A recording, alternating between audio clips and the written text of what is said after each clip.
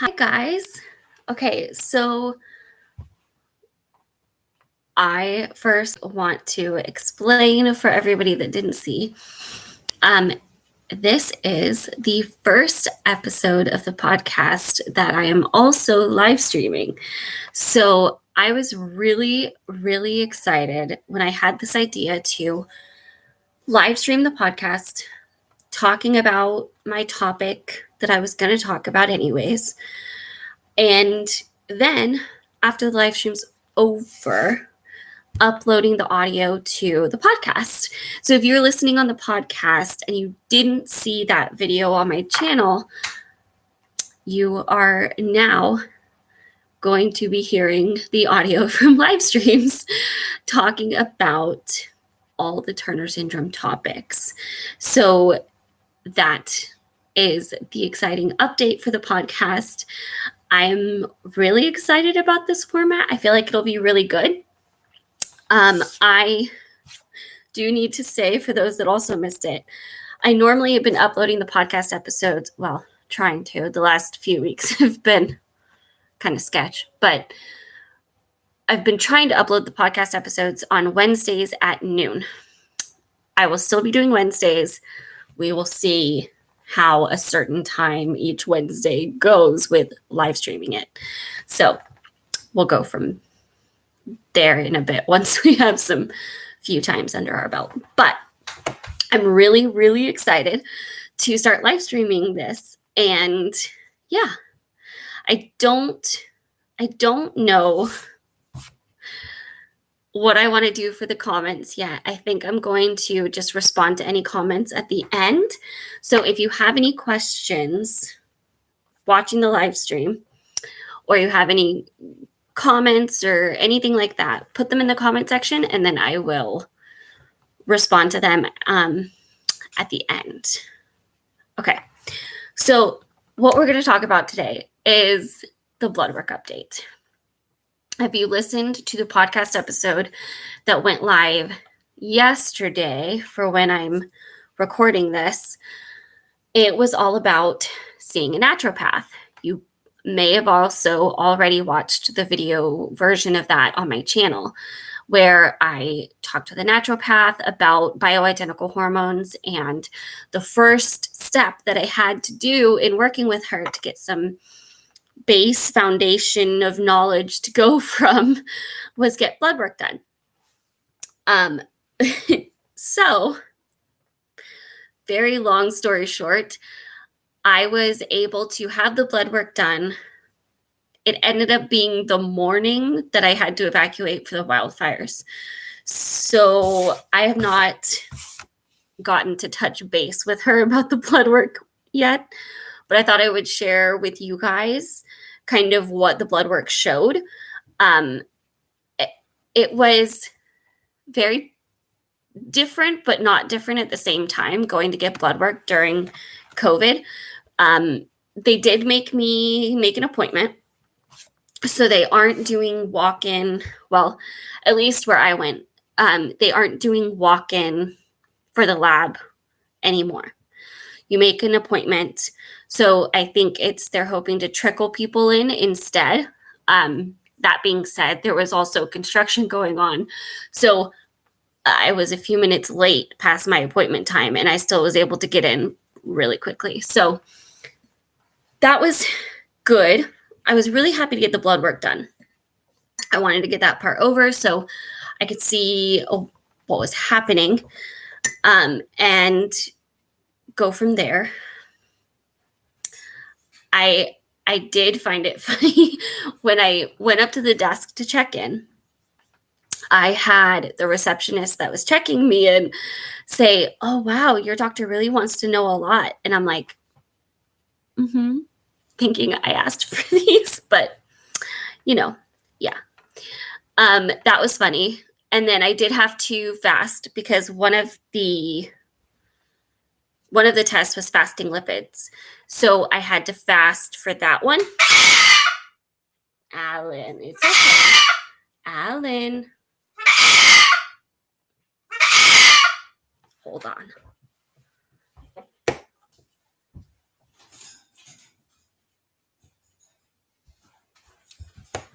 Okay. So I did have to fast for that one. I think in total there was like 10 things that they wanted. I think there was 10 things. I'm going to open, I have an app on my phone that I can check the results on. And they send you a notification when they're ready so you can check them. So, opening it. That made it really easy because even though I had gone out of town, evacuating, I was still able to check them from my phone. And thankfully, I was also able to talk to my doctor and say, like, I know I asked you to get all of these results and I do want to talk about them with you, but I evacuated, so we may need to wait. She's like, oh my gosh, okay, let me know if you need anything. So I've not gotten to talk to my endo or the naturopath I'm talking to about these results really yet. Just life happened, which I feel like has been a theme. Okay, I'm trying to get it to load so I can see the results in a nutshell. And I'll go through, once this loads, I'll go through the two key ones, and then maybe a few of the other really interesting ones as far as what my levels looked like. The ones that I was most interested in seeing and the ones that I was kind of most worried about being abnormal or seeing how they were affected was the estrogen and progesterone. Those were the two that we wanted to make sure were where they should be and kind of use that to determine if my current HRT was working well for me. Now, I think in some way, knowing what's normal and what's not is hard for me because whether there's an issue or not, there can be variations. And particularly even within the cycle, you can have variations where it can shift a little bit at a time.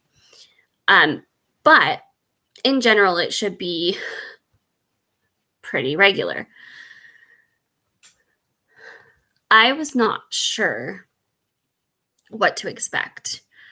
They usually say, so let's look at estrogen first, which on blood test results is going to pop up as estradiol. So estradiol, let's open that one and see what that one looked like. My value was less than 50.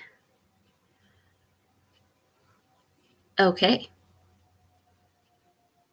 So it has 50, and then, the less than or greater than it is less than. I don't know, because it doesn't have the standard range. Usually they have the standard range, like what's normal for that particular result. So it doesn't have the standard range. It just has what my value was. Let's look at past results.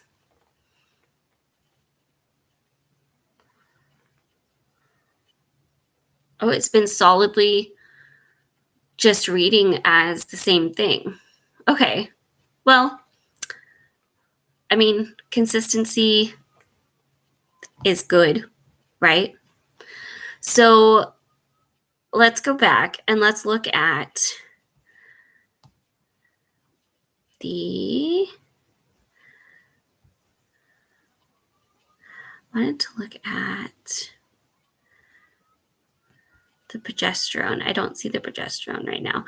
Okay, let's jump to the total testosterone then. Because the total testosterone is one that I had not actually seen anywhere on my results. Like I suspected I had gotten that level at some point, but I never knew what it was. So for testosterone, it looks like I am a little bit low on testosterone, which doesn't surprise me really, because I'm not doing anything to bring that one up. Like I'm not taking anything. Let's look at some others. So some of the other ones that were done were things like the thyroid test, where they test the thyroid hormone. That one's always been normal for me so far. And it's completely normal this time too. So yay! And then I'm just kind of scrolling through these, looking. There were so many different ones. There's a lot to kind of look at. So the other really interesting one that I've gone back and forth on how I feel like is best to interpret it is the follicle stimulating hormone. So the follicle stimulating hormone is basically the hormone that goes from your brain to your ovaries saying ovulate. And it is something that if there's no response back saying message received, and the brain knows that the message was heard, it doesn't stop trying. It never stops trying. So it just sends more and more and more. And basically the way my doctor explained it to me was it'll scream till it loses its voice, trying to be heard. And that's what raises the level so much. And that's why the level being higher kind of determines where your ovarian function is, because it's all about, are the ovaries responding? And last time I had it checked, it was, oh gosh, the very first time it was 50. Really, really high. It's actually creeped down a little bit since, but I want to talk to my doctor and get some help discerning what that means, or if that even means anything, because I know it can fluctuate throughout your cycle. And so if you take that same level at 3 different points, you could have 3 different numbers. From my understanding, it can fluctuate. It shouldn't fluctuate too much, I don't think, but it does fluctuate some. So that could not mean anything. I also know that the hormone levels, from what I've heard, can improve that. They can get that number down. It's something I don't know a ton about, though. So I don't want to speak too much into that, but I will say that's an interesting result to have it be lower. I don't know if it actually means anything, though. It can be confusing. That's why this is kind of just sharing what I've found so far. This is in no way this is what this means, because I need to talk to my doctor and I want to talk to the naturopath. I want to talk to both of them about these results to actually know how to interpret them. I do have some knowledge from things they've told me before, but I want to specifically have them look at these with me. So those are the main ones that were the biggest concern. I don't see progesterone, and I thought that was on there. Anyways, those were the big ones. Those were the ones that we were most worried about. The testosterone being low is interesting, but not surprising, again, because if you look at how we naturally have that deficiency with hormones, it's not surprising. And that is not a hormone that I typically see being given during hormone replacement therapy. I think probably to some extent because the others are the main focus. They're the ones that you're most concerned with. I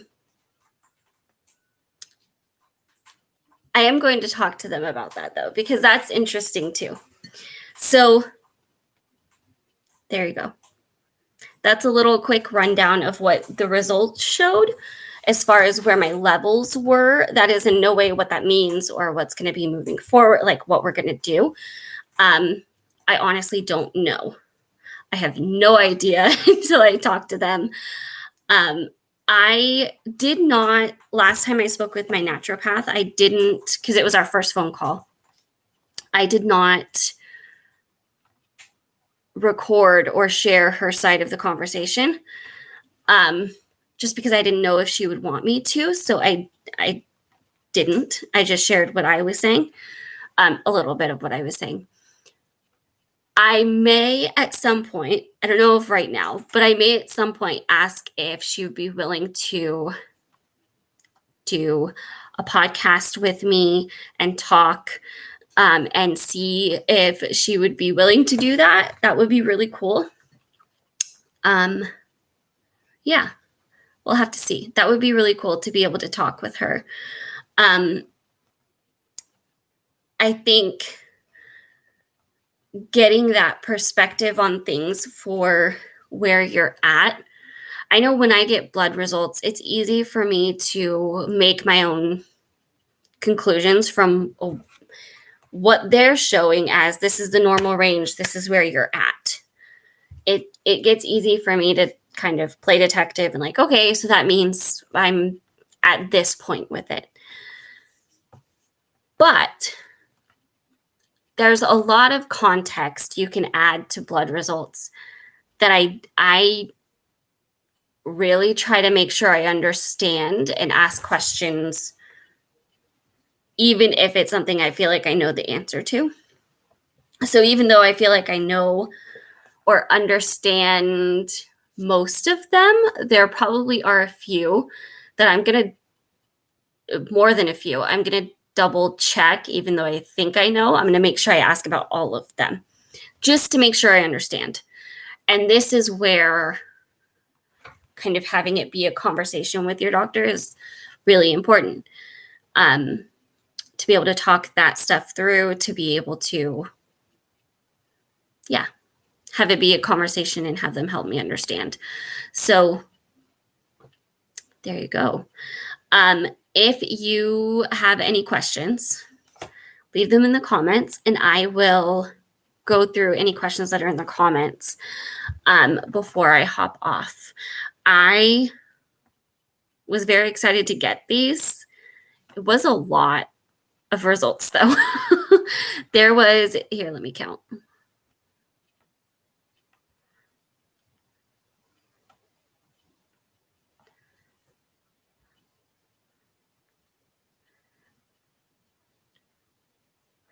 $17 levels that they wanted.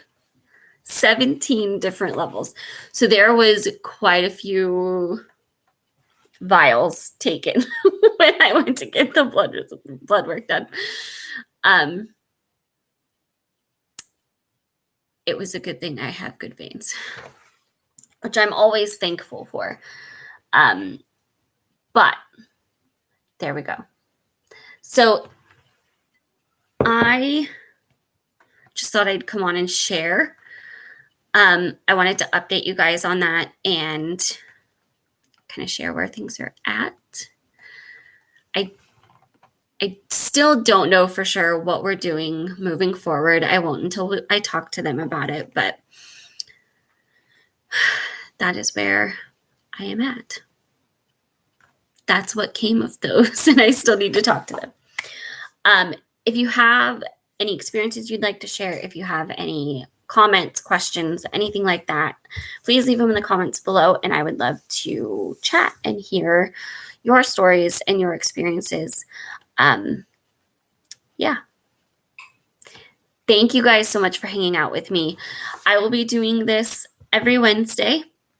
Again, not committing to a time yet, just because I don't want to say a specific time until I know what this rhythm of doing it each Wednesday looks like. But we will be doing a live stream every Wednesday for the Coffee and Turner Syndrome podcast. And then the audio will be uploaded later in the day. We'll see how quickly this process is, and I can download the video to grab the audio. But every Wednesday.